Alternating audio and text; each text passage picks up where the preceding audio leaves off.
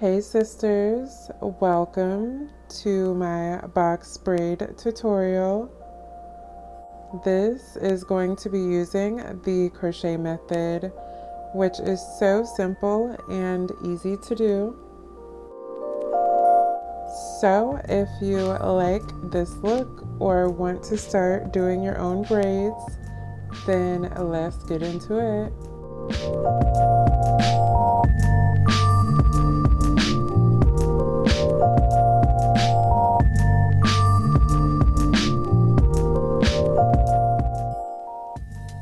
So I'm starting off with freshly washed hair from last night, and as you can see, it's very shrunken. I have no product, so we're going to grab the spray bottle and spritz the hair. I'm gonna massage my hair very well, make sure it's all penetrated down to the scalp. I'm going to add a little bit of conditioner as a leave-in so I can get more slip, because next we are going to grease the scalp.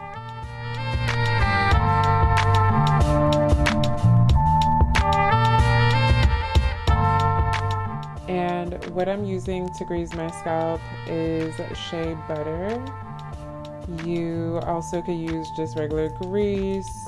I don't recommend oils. I personally like this texture of a butter or a grease. I feel like that's more slip and it keeps your scalp moisturized for longer. This is going to be a greasy process, but you want to make sure your hair is moisturized on day one. That way you don't have to add excess oil or grease for the remainder of the wear.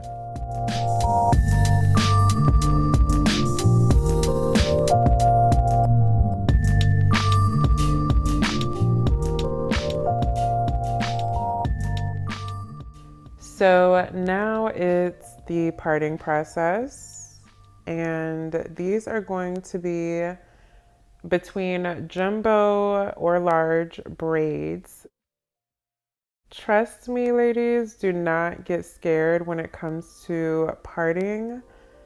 This is definitely what held me back from doing braids for such a long time and not feeling confident. But I realized actually it was very similar to the protective styles I already did, and it just came naturally the more I did it. As you can see, some of the parts do come out crooked, but I definitely can feel them, or you can kind of tell, especially the more you do this.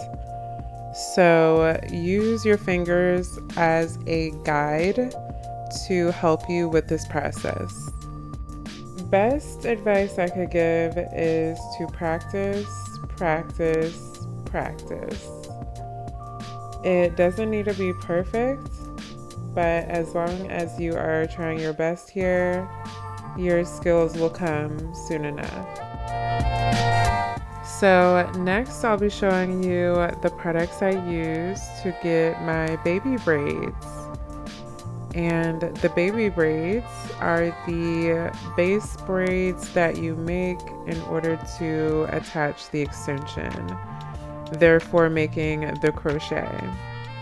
I use the original jam, not the braiding jam, just good old jam, and a spray bottle of water.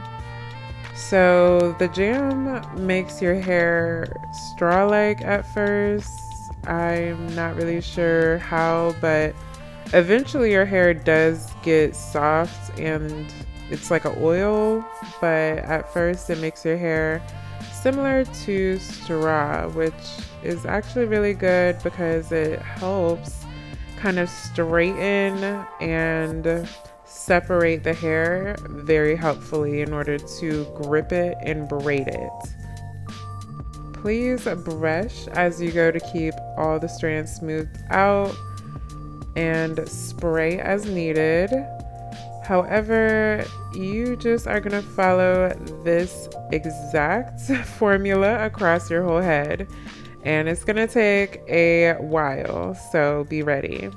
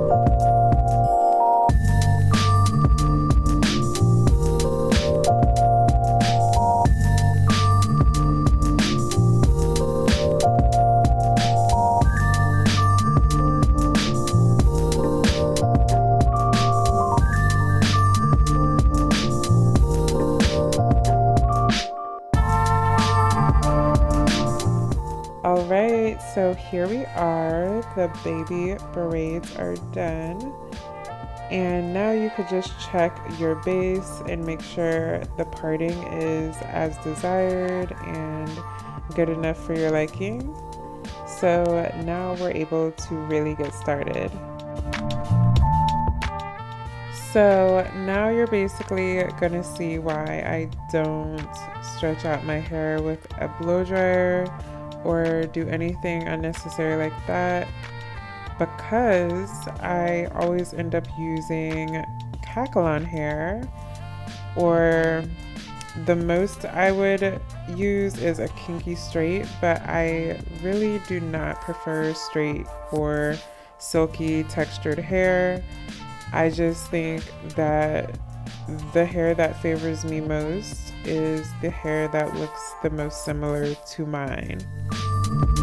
You don't need to buy crocheted hair, but I definitely prefer it. It's way easier to keep track and make sure all the sections are even, and you really can just add on the colors or whatever you need to do. Alright, so it's actually super simple whether you've done crochets before or not. What you're gonna do is push your needle through the center of your base braid, latch on to the hair, pull only half through, and from there you can grab your 3 pieces and start braiding. Make sure it's not too clumpy, too tight, too loose, or you're not pulling too hard on your braid, you know? So definitely this is trial and error. I've done a lot of braid redos, and that definitely is what makes this take a very long time. Not to mention I'm adding beads as I go, so you will also see me looping hair through the beads to add it on as I go as well.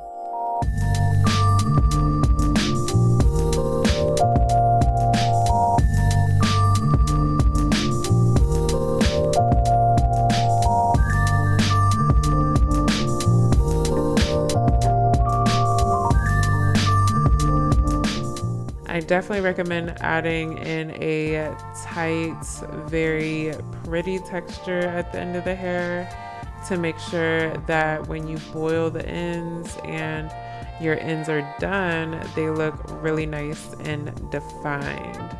So I definitely love adding that dynamic into the braiding pattern.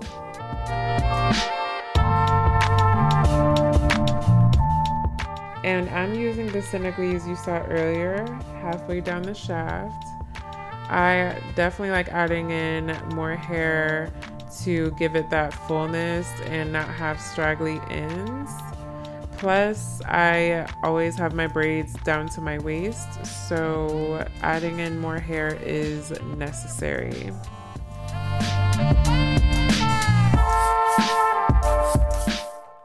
Alright, so I'm back at it after my first break. At this point, I have done everything but the crown area, and it's probably been 2 hours, maybe 3 at this point. So I'm so tired, and I quickly learned that I ran out of my orange or light brown hair, so we're just gonna switch it to black and blonde at this point, which actually ended up looking cute and looked more highlighted at the top anyway, so.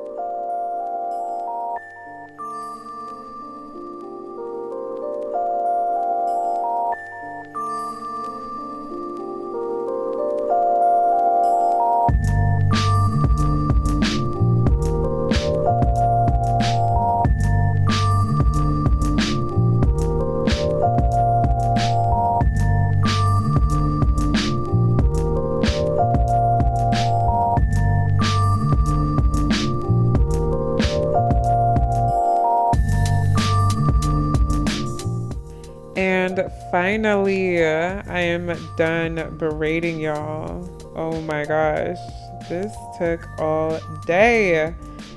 So I am now just trimming the straggly ends. Be sure not to cut too bluntly though. You're still keeping your length, but you're only trimming the stringy pieces at the end. And now I shall throw on my bonnet and go to bed. I will finish the rest tomorrow.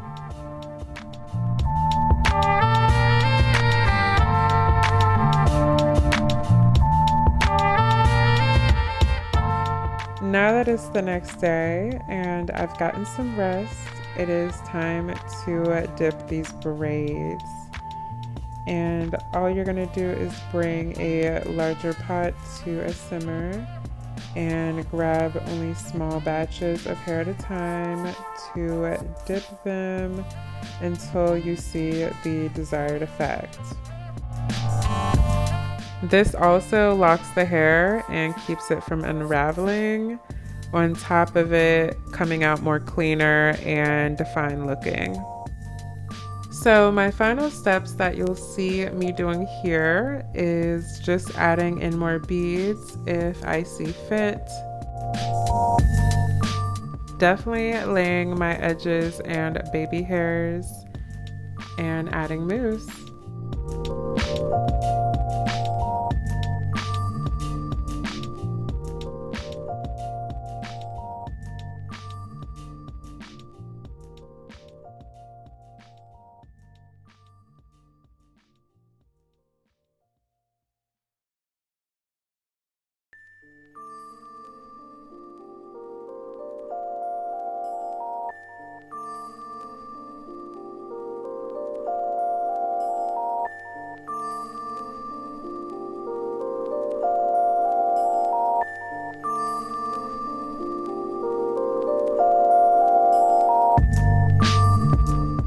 Now that the baby hairs are done, I'm done.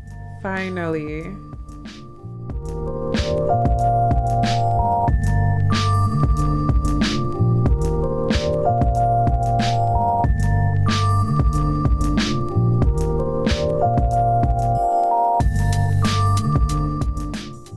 So let me know what you girls think about this look and my technique to do your own braids at home.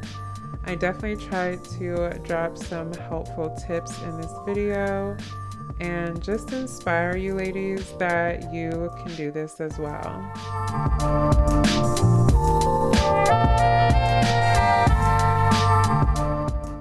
So stay tuned for my next video, and until then, I will see you soon.